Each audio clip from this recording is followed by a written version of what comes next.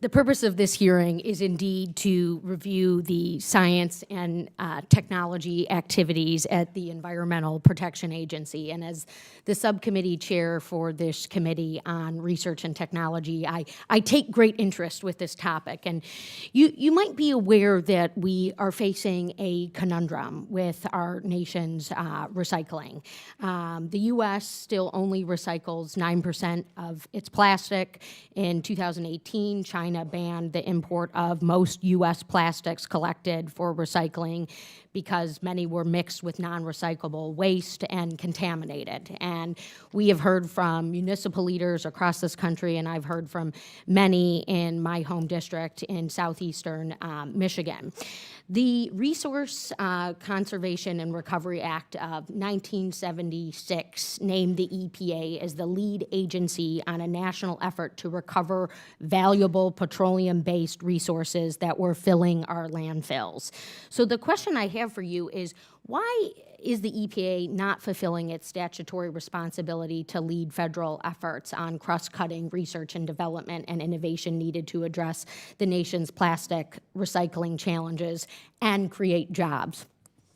What we held the first ever recycling summit last year at EPA headquarters. We brought in people involved in the entire recycling chain, from people who produce the raw materials, to the packagers of products, to the manufacturers of the products that they package, to the waste collectors, recycling collectors, all the way to the end of this value chain of people who take those products and turn them into useful products. We have a recycling crisis right now, and we charged them last year with four items to go off and work on. We've been working with them throughout the year. We're going to have the second recycling summit this fall on National Recycling Day. In the past, EPA only put out a press release announcing Recycling Day. We're actually bringing people in and trying to solve the recycling crisis that we currently face.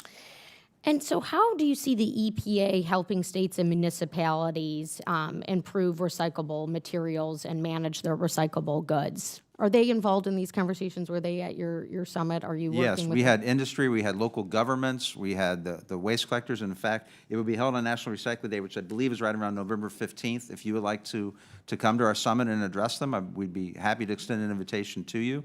But this is, I think, a very important issue.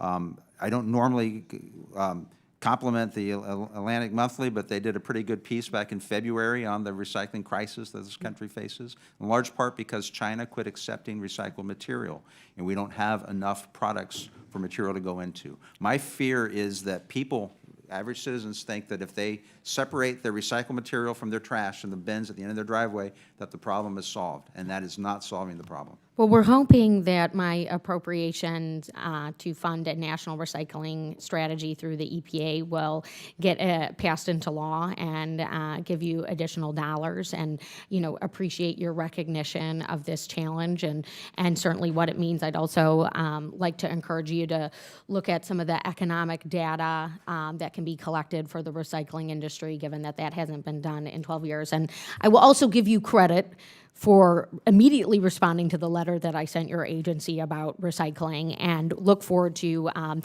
additional dialogue and potentially a summary of the conference that you had last year. Thank you. Thank you.